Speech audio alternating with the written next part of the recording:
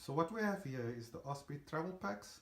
In the center you'll see the 40 far point, and then you'll have the Porter 30 and another Porter 30. So these two backpacks are exactly the same. This one is in the red edition and this one in the black edition. You'll also notice that the far point 40 and the Porter 30 is in the country edition. The specific country edition here is South Africa. So I have traveled with this specific backpack, which is the 4.40 to Southeast Asia, specifically the Philippines and Hong Kong. This does fit in the overhead, and you can use it as carry-on. The only problem with this backpack, you have a risk of overpacking. When fully packed to the T with clothes, you can get up to 12 kilograms of clothing in here. The Porter 30 is a much better backpack in that it's very difficult to get past the 8 kilogram limit.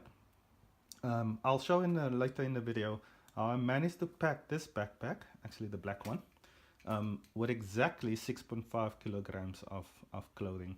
I'll give you the list of things that I have on there.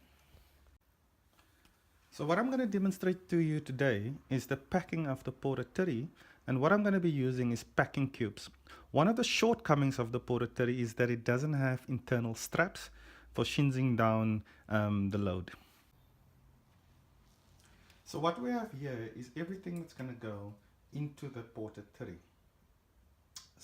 I've been using Amazon basic packing cubes. I'll have the link below in terms of the exact packing cubes I use.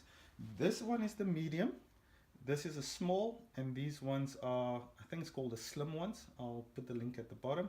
And this is a foldable backpack, so this I'll use as a day pack. What you have here is also my tackies and a pair of slip-slops that I can use during my stay.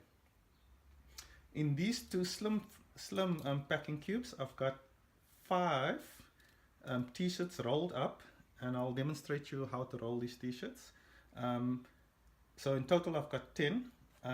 In the larger packing cube I've got 2 long pants, 2 short pants, 2 long sleeve shirts, and 1 jersey.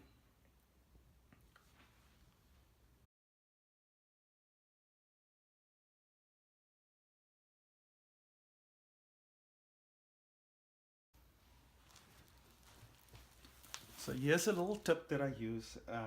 So when I pack, I always, in every packing cube, I put a plastic bag. This is a normal shopping plastic bag. And this will really keep my dirty clothes. I don't have a special bag for my dirty clothes. So what I tend to do as I'm traveling, and I'm using my dirty clothes, in this case, I've rolled one of these t-shirts. After I've used it, I would then simply just take the packing bag, put it in there,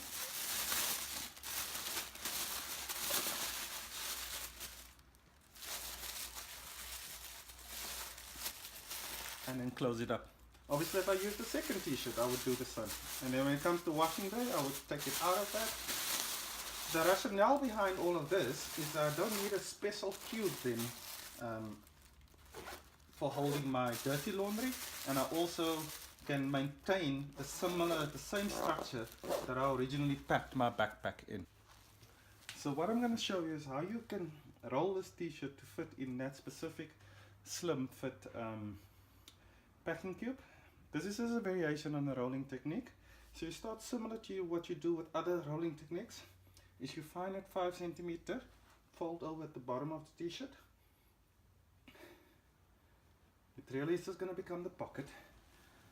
And then what I do is I don't do the third fold over, I do a half fold over. And then I do bring the sleeves in, and I then do a quarter fold over. I then turn the t-shirt over, and then I start rolling a really tight roll.